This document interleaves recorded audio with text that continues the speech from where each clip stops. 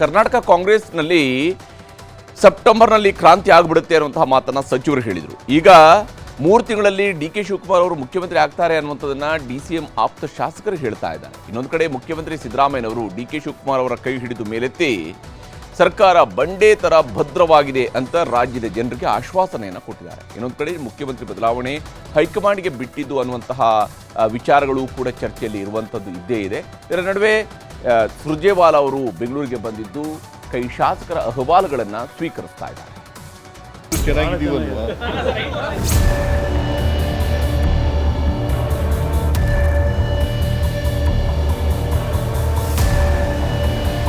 ಕ್ಷಿಪ್ರ ಕ್ರಾಂತಿ ಆಗೋದು ಶತಸಿದ್ಧ. ಈ ಸರ್ಕಾರ 5 ವರ್ಷ ಬಂಡೆ ತರ ಭದ್ರವಾಗಿರುತ್ತದೆ.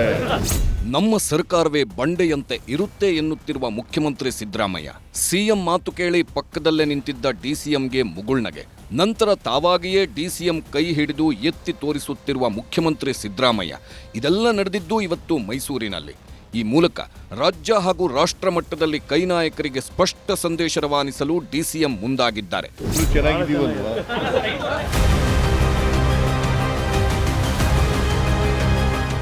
ನಮ್ಮ ಸರ್ಕಾರ ಬಂಡೆ ಥರ 5 ವರ್ಷ ಇರುತ್ತೆ, ನಾನು ಡಿಕೆಶಿಯು ಒಟ್ಟಾಗೆ ಇರುತ್ತೇವೆ ಎಂದು ಪಕ್ಕದಲ್ಲೇ ಇದ್ದ ಡಿಕೆ ಕೈ ಎತ್ತಿದ ಸಿಎಂ ಎಲ್ಲ ರಾಜಕೀಯ ಗೊಂದಲಗಳಿಗೆ ಒಂದೇ ಏಟಿನ ಪರಿಹಾರ ಕೊಡುವ ಪ್ರಯತ್ನ ಮಾಡಿದ್ರು.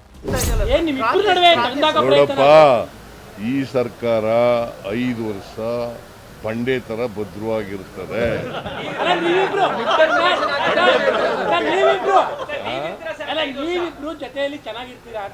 ನಾವಿಬ್ರು ಚೆನ್ನಾಗಿದ್ದೀವಲ್ವಾ?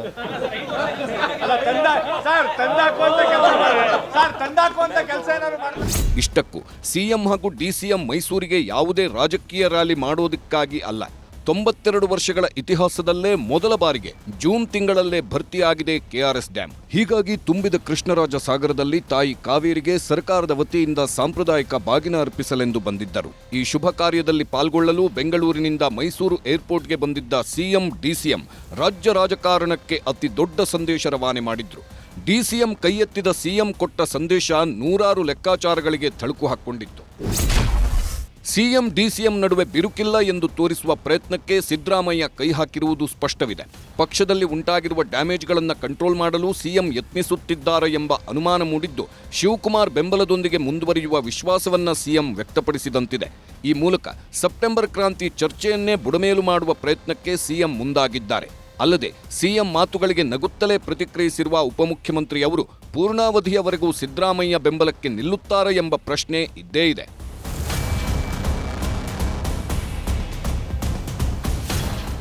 ಆದರೆ ಸಿಎಂ ಹಾಗೂ ಡಿಸಿಎಂ ಮೈಸೂರಿನಲ್ಲಿ ಜೋಡೆತ್ತುಗಳ ರೀತಿಯಲ್ಲಿ ಕೈ ಎತ್ತಿ ನಾವಿಬ್ಬರೂ ಒಂದಾಗಿದ್ದೇವೆ ಎಂಬ ಸಂದೇಶ ನೀಡುತ್ತಿದ್ರೆ, ಇತ್ತ ಪ್ರತಿಪಕ್ಷ ನಾಯಕ ಆರ್ ಅಶೋಕ್ ಮಾತ್ರ ಸರ್ಕಾರದ ಬಾಳಿಕೆಯ ಬಗ್ಗೆ ಖಣಿ ಹೇಳುತ್ತಲೇ ಇದ್ದಾರೆ. ಇಷ್ಟು ದಿನ ನವೆಂಬರ್ ನಂತರ ಸಿಎಂ ಬದಲಾಗ್ತಾರೆ ಎನ್ನುತ್ತಿದ್ದವರು ಈಗ ದಸರಾಗೂ ಮೊದಲೇ ಸಿಎಂ ಬದಲಾವಣೆ ಫಿಕ್ಸ್ ಅನ್ನೋಕೆ ಶುರು ಮಾಡಿದ್ದಾರೆ. ಆದರೆ ಅಶೋಕ್ ಮಾತುಗಳನ್ನು ಲೇವಡಿ ಮಾಡಿರುವ ಕೈ ನಾಯಕರು ಅವರ ಕುರ್ಚಿಯೇ ಭದ್ರವಿಲ್ಲ ಎಂದು ಕಾಲೆಳೆದಿದ್ದಾರೆ. ಕ್ಷಿಪ್ರ ಕ್ರಾಂತಿ ಆಗೋದು ಶತಸಿದ್ಧ. ನೋಡಪ್ಪ, ನಿನಗೆ ಹಂಗೆ ಯಾವುದು ಸಿಗಲ್ಲ. ನಿನ್ನ ಯೋಗದಲ್ಲಿ, ಅವ್ರ ಜಾತಕದಲ್ಲಿ ಗುರು, ಶುಕ್ರ, ಶನಿ ಇವೆಲ್ಲ ಫಲನ ಹಂಗೆ ಕೊಡಲ್ಲ. ನಿನಗೆ ಒದ್ದು ಕಿತ್ಕೊಬೇಕು. ನೀನು ಅದು ಯಾವಾಗ ಒತ್ತು ಕಿತ್ಕೊಂತೀವಿ ಅವಾಗ ಫಲ ಸಿಗ್ತೈತೆ. ಅವರು ಭವಿಷ್ಯನೇ ಹೇಳಬೇಕು ಅಂತಕ್ಕಂಥದ್ದು ಅವ್ರಿಗೇನೋ ಇಚ್ಛಾ ಸಿಗ್ತಿದ್ರೆ, ಅದನ್ನೇನಾದರೂ ಅವರು ರೂಢಿ ಮಾಡ್ಕೊಳ್ಬೇಕಂತಿದ್ರೆ, ಇಲ್ಲೊಂದು ಬಬಲಾದಿ ಅಂತೇಳಿ ಒಂದು ಮಠ ಅದ.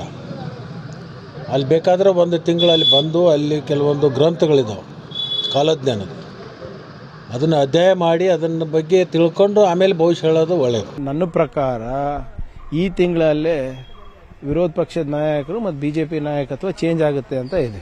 ನಮ್ಮಲ್ಲಿ ಯಾವುದೇ ರೀತಿಯಾದಂಥ ಗೊಂದಲ ಇಲ್ಲ. ಅವರೇ ತಾನೇ 4-5 ದಿನ ಇದ್ದಿದ್ದು ಡೆಲ್ಲಿನಲ್ಲಿ. ಬಡಪ ಯಾವ 6 ವರ್ಷಕ್ಕೆ ಹೇಳಾಕಬೇಕಲ್ಲ. 6 ವರ್ಷಕ್ಕೆ ಅದು ಹೇಳಿಲ್ಲ ಅಂದ್ರೆ ಮತ್ತೆ ಯಾರು ಹೇಳ್ತಾರೆ? ಅವಾಗ ಹೇಳಿದ್ರೆ ತೆಗೆದ್ಬಿಡ್ತಾರೆ ಅಲ್ಲಿಂದ. ಈಗ ಅದು ಪತ್ರಿಕೆಯಲ್ಲಿ ಬರ್ತಾ ಇದೆ ಅಲ್ಲ, ಅವ್ರು ಲೀಡರ್ ಅಪೋಸಿಷನ್ ಚೇಂಜ್ ಆಗ್ತಾನೆ, ಇವನು ಅಧ್ಯಕ್ಷ ಚೇಂಜ್ ಆಗ್ತಾನೆ. ಹಾಗಾಗಿ ಅವ್ನು ಹೊಡೆದ್ಬಿಟ್ಟಾರ. ಒಂದು ನಮಗೆ ಯಾವ ನಿದ್ದೆಲಿ ಅದನ್ನು ಕಾಣಿಸಿದೆ. ನಿದ್ದೆಲಿ ಏನು ಹೇಳಿಬೋದು ಪಾಪ. ಫಸ್ಟು ಅವ್ರ ತಟ್ಟಿರುವಂಥ ಹೆಗ್ಣನ ಆಚೆ ಹಾಕಕ್ಕೆ ಕೇಳಿ ಇನ್ನೊಂದನ್ನು ನೊಣ ಹುಡ್ಕೊಂಡು ಹೋಗುವಂಥ ಅವಶ್ಯಕತೆ ಇಲ್ಲ. ಅಶೋಕ್ ಅವರು ಮಾತುಗಳಿಗೆಲ್ಲ ಅಶೋಕ್ ಅವರು ಇದು ನಾಟ್ ಎ ಕಾಂಗ್ರೆಸ್ ಪಾರ್ಟಿ. ಇನ್ನೊಂದೆಡೆ ಇತ್ತೀಚೆಗೆ ಕೆಎನ್ ರಾಜಣ್ಣ ಹೇಳಿರುವ ಸೆಪ್ಟೆಂಬರ್ ಕ್ರಾಂತಿ ಸೇರಿದಂತೆ ಬಿಆರ್ ಪಾಟೀಲ್ರು ಹೇಳಿರುವ ಕಾಸು ಕೊಟ್ರೆ ಮನೆ ಸಿಗುತ್ತೆ ಎಂಬ ಮಾತುಗಳು ಕೈಪಾಳ್ಯದಲ್ಲಿ ಸದ್ದು ಮಾಡುತ್ತಲೇ ಇವೆ. ಇವುಗಳನ್ನು ಸರಿಪಡಿಸಲೆಂದೇ ಹೈಕಮಾಂಡ್ ಈಗ ರಾಜ್ಯ ಉಸ್ತುವಾರಿ ಸುರ್ಜೇವಾಲಾರನ್ನ ಬೆಂಗಳೂರಿಗೆ ಕಳಿಸಿದೆ. ಸುರ್ಜೇವಾಲಾ ಜೊತೆ ರಾಜ್ಯದ ಸಮಸ್ಯೆಗಳ ಬಗ್ಗೆ ಚರ್ಚೆ ನಡೆಯುತ್ತೆ ಎಂದು ಸಚಿವ ಜಾರಕಿಹೊಳಿ ಹೇಳಿದ್ರೆ, ಸುರ್ಜೇವಾಲಾ ನೀಡುವ ವರದಿ ಆಧರಿಸಿ ಕ್ರಮ ಕೈಗೊಳ್ಳುವ ಮಾತುಗಳನ್ನ ಎಐಸಿಸಿ ಅಧ್ಯಕ್ಷ ಮಲ್ಲಿಕಾರ್ಜುನ್ ಖರ್ಗೆ ಆಡಿದ್ದಾರೆ.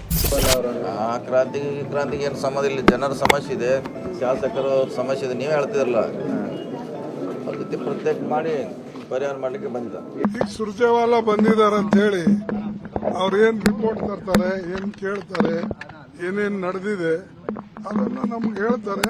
ಆಮೇಲೆ ಮುಂದೇನು ಯಾವ ವಿಚಾರದ ಬಗ್ಗೆ ಏನು ಇಲ್ಲಿ ಮಾಹಿತಿ ಕೊಡ್ತಾರೆ ನೋಡಿಕೊಂಡು ಆಮೇಲೆ ಮುಂದೆ ಏನು ಮಾಡಬೇಕು ಅದನ್ನು ನೋಡ್ತಾರೆ.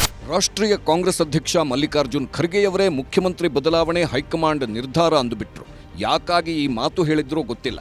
ಆದರೆ ಡಿಕೆ ಶಿವಕುಮಾರ್ ಆಪ್ತ ರಾಮನಗರ ಶಾಸಕ ಇಕ್ಬಾಲ್ ಹುಸೇನ್ 3 ತಿಂಗಳಲ್ಲಿ ಡಿಕೆ ಶಿವಕುಮಾರ್ ಮುಖ್ಯಮಂತ್ರಿ ಆಗ್ತಾರೆ, ದೆಹಲಿಯಲ್ಲಿ ಸೋನಿಯಾ ಗಾಂಧಿ, ರಾಹುಲ್ ಗಾಂಧಿ, ಖರ್ಗೆ ಅವರ ಜೊತೆ ಸರ್ಕಾರ ರಚನೆ ವೇಳೆಯೇ ಮಾತುಕತೆ ಆಗಿದೆ ಅಂತ ಅಚ್ಚರಿ ಹೇಳಿಕೆಯೂ ಕೊಟ್ಟಿದ್ದಾರೆ. ಹೈಕಮಾಂಡ್ ಗಮನದಲ್ಲಿದೆ. ಹೈಕಮಾಂಡು ಸೂಕ್ತವಾದ ಸಮಯದಲ್ಲಿ ಸೂಕ್ತವಾದ ತೀರ್ಮಾನವನ್ನು ತಗೊಂಡು ಅವ್ರಿಗೆ ಅವಕಾಶ ಮಾಡಿಕೊಡ್ತಾರೆ ಅಂತ ಒಂದು ವಿಶ್ವಾಸ, ನಂಬಿಕೆ ನಮ್ಮಲ್ಲಿದೆ. ಹೇಳ್ತೀನಲ್ಲ, ಈಗೇನು ಇವ್ರು ಕ್ರಾಂತಿಗೆ ಡೇಟ್ ಕೊಡ್ತಾರಲ್ಲ ಅದೇ ಹೇಳ್ತಾರೆ ಇವರೆಲ್ಲರೂ. ಇನ್ನೊಂದು 2-3 ತಿಂಗಳಲ್ಲಿ ಎಲ್ಲವೂ ಕೂಡ ಒಂದು ತೀರ್ಮಾನಕ್ಕೆ ಬರ್ತದೆ. ಮುಖ್ಯಮಂತ್ರಿ ಕುರ್ಚಿಗಾಗಿ ಕಾಂಗ್ರೆಸ್ನಲ್ಲಿ ಹಗ್ಗಜಗ್ಗಾಟ ನಡೆಯುತ್ತಿರೋದಂತೂ ಸತ್ಯ. ಹೈಕಮಾಂಡ್ ನಾಯಕರು ಕೂಡ ಸಿದ್ದರಾಮಯ್ಯನವರ ನೇತೃತ್ವದಲ್ಲಿ ಸರ್ಕಾರ ನಡೆಯುತ್ತಿದೆ ಅಂತಾರೆ ಹೊರತು ಸಿದ್ದರಾಮಯ್ಯನವರೇ 5 ವರ್ಷ ಪೂರ್ಣಗೊಳಿಸ್ತಾರೆ ಅಂತ ಎಲ್ಲೂ ಹೇಳ್ತಿಲ್ಲ. ಹೀಗಾಗಿನೇ ಸೆಪ್ಟೆಂಬರ್ ಕ್ರಾಂತಿ ಅನ್ನೋ ರಾಜಣ್ಣನವರ ಮಾತಿಗೆ ಮತ್ತೆ ರೆಕ್ಕೆ ಪುಕ್ಕ ಬಂದಿದೆ. ಇದೆಲ್ಲದರ ಮಧ್ಯೆ ರಾಜ್ಯ ಉಸ್ತುವಾರಿ ರಣದೀಪ್ ಸಿಂಗ್ ಸುರ್ಜೇವಾಲಾ ರಾಜ್ಯಕ್ಕೆ ಬಂದು ಶಾಸಕರನ್ನ ಮುಖಾಮುಖಿ ಕೂರಿಸಿ ಮಾತನಾಡ್ತಿರೋದು 10 ಪ್ರಶ್ನೆಗಳನ್ನ ಹುಟ್ಟುಹಾಕಿದೆ. Bureau report, news 18.